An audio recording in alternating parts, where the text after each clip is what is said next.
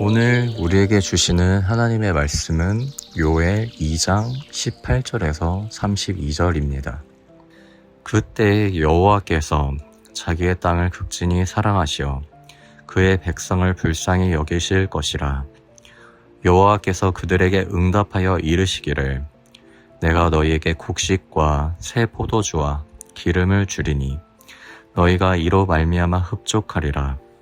내가 다시는 너희가 나라들 가운데에서 욕을 당하지 않게 할 것이며 내가 북쪽 군대를 너희에게서 멀리 떠나게 하여 메마르고 적막한 땅으로 쫓아내리니 그 앞에 부대는 동해로 그 뒤에 부대는 서해로 들어갈 것이라. 상한 냄새가 일어나고 악취가 오르리니 이는 큰 일을 행하였음이니라 하시리라. 땅이여 두려워하지 말고 기뻐하며 즐거워할지어다. 여호와께서 큰 일을 행하셨음이리로다. 들 짐승들아 두려워하지 말지어다. 들의 풀에 싹이 나며 나무가 열매를 맺으며 무화과 나무와 포도나무가 다 힘을 내는도다. 시온의 자녀들아 너희는 너희 하나님 여호와로 말미암아 기뻐하며 즐거워할지어다. 그가 너희를 위하여 비를 내리시되 이른 비를 너희에게 적당히 주시리니 이른 비와 늦은 비가 애정과 같을 것이니라. 마당에 밀이 가득하고 독에는 새 포도주와 기름이 넘치리로다. 내가 전에 너희에게 보낸 큰 군대 곧 메뚜기와 느치와 황충과 팥중이가 먹은 횟수대로 너희에게 갚아주리니 너희는 먹되 풍족히 먹고 너희에게 놀라운 일을 행하신 너희 하나님 여호와의 이름을 찬송할 것이라. 내 백성이 영원히 수치를 당하지 아니하리로다. 그런즉 내가 이스라엘 가운데 있어 너희 하나님 여호와가 되고 다른 이가 없는 줄을 너희가 알 것이라. 내 백성이 영원히 수치를 당하지 아니하리로다.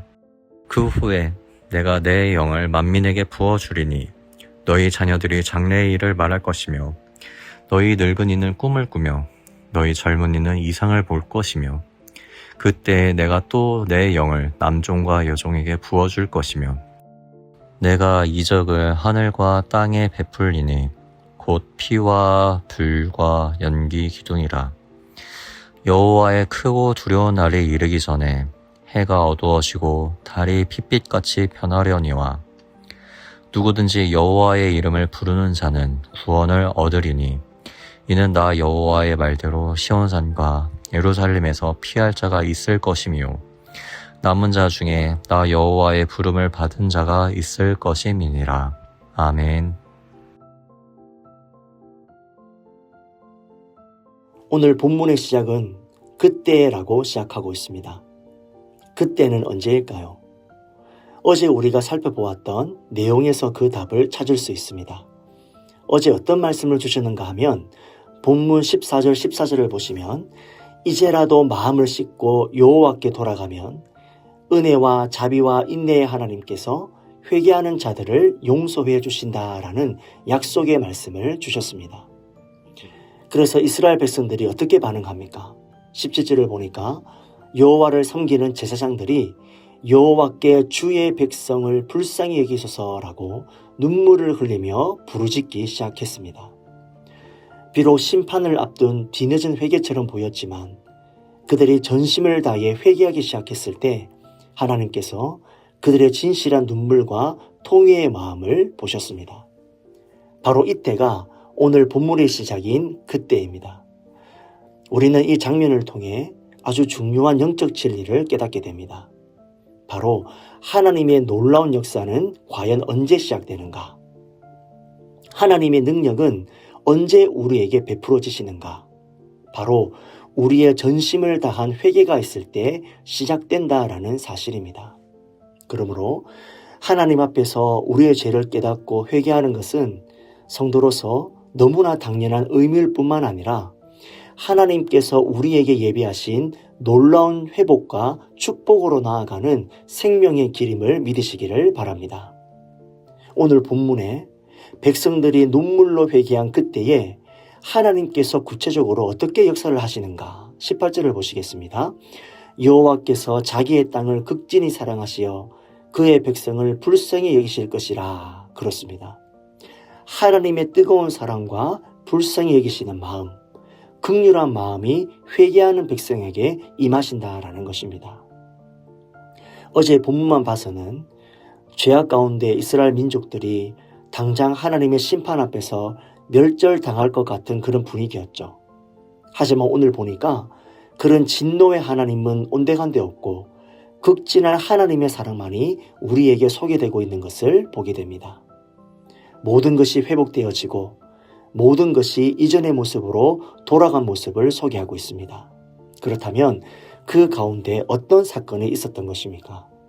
바로 백성들의 철저한 회개가 있었던 것입니다. 이 회개가 결국 하나님의 진노를 무엇으로 바꾸었습니까? 하나님의 사랑과 긍휼하심으로 바꾸게 된 것입니다.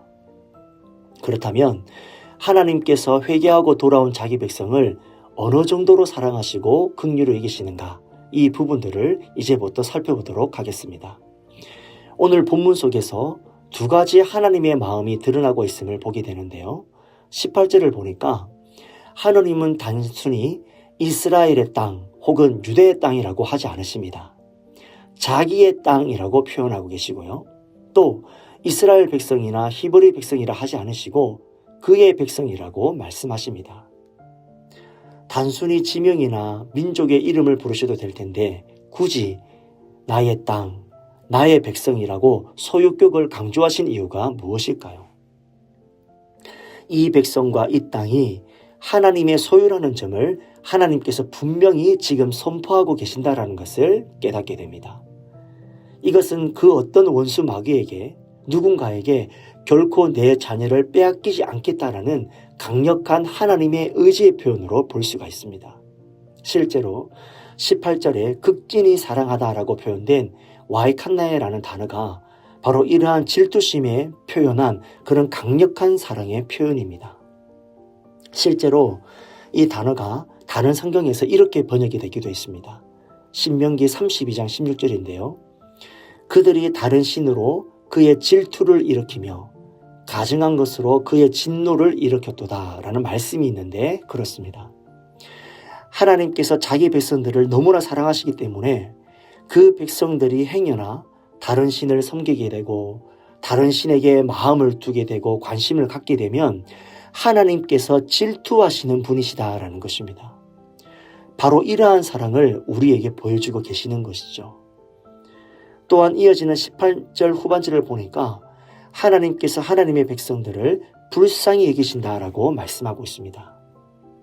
하나님이 우리를 불쌍히 여기시고 긍휼히 여기신다라는 것은 우리의 절망적인 삶 속에서 하나님의 놀라운 능력과 기적을 이제 나타내실 거라는 그런 기대감으로 우리가 이 말씀을 볼 수가 있습니다.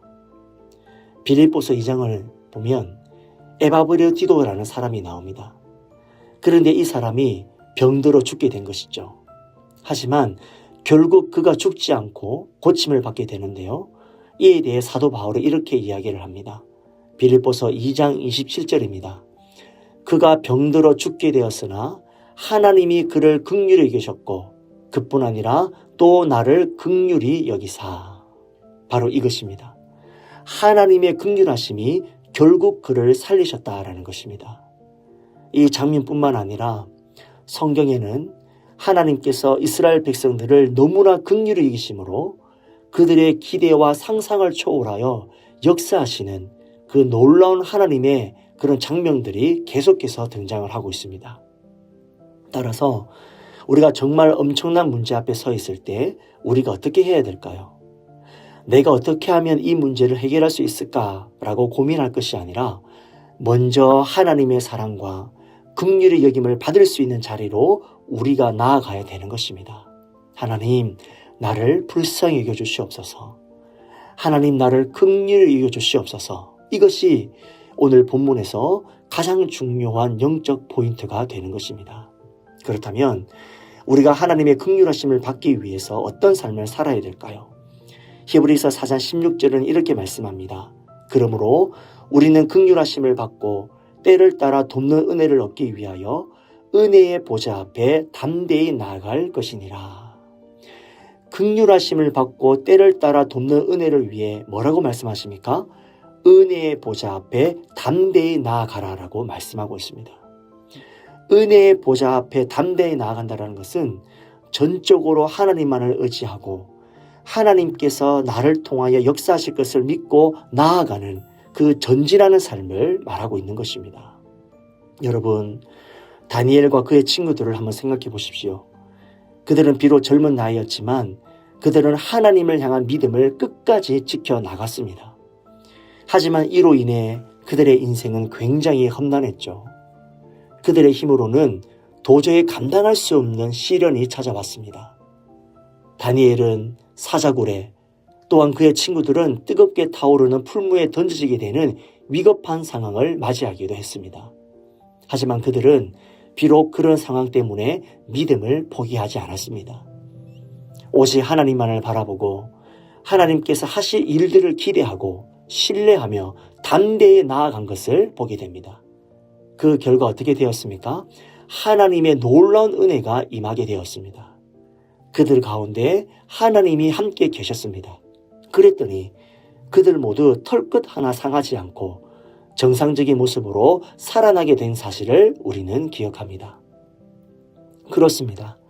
하나님이 함께하는 자들은 하나님의 긍휼하심을 잊게 되고 이로 인해 세상을 이기는 힘을 얻게 되는 줄 믿습니다.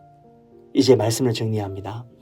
우리가 온전한 하나님 앞에 회개로 나아감으로 인하여 하나님의 사랑과 긍휼하심을 경험한 자들로 우리는 그렇다면 어떤 삶을 살아야 될까요? 21절 이하에 보니까 우리로 하여금 기뻐하며 즐거워하라라고 말씀합니다. 또 두려워하지 말라라고 말씀하십니다. 또한 계속해서 하나님의 이름을 찬송하라라고 말씀하고 있습니다. 그렇습니다. 하나님의 자녀된 우리, 특별히 하나님으로부터 용서받은 우리, 하나님의 긍휼하심 속에서 온전한 회복이 있게 된 우리는 항상 기뻐하고 즐거워하며 하나님을 찬양하는 삶을 살아야 되는 줄로 믿습니다. 사랑하는 성도 여러분, 31절 말씀처럼 심판의 때는 점차 다가오고 있습니다. 그러나 우리는 두려워할 것이 없습니다. 오직 주님만을 바라보고 주님만을 굳게 의지하며 찬양하는 삶을 사시기를 바랍니다.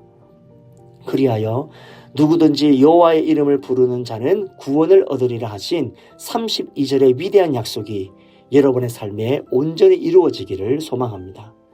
마침내 주님 다시 오시는 그날 영광스러운 구원의 기쁨을 누리며 하나님께 온전한 영광을 올려드리는 우리 모든 성도님들이 되시기를 주님의 이름으로 축복합니다.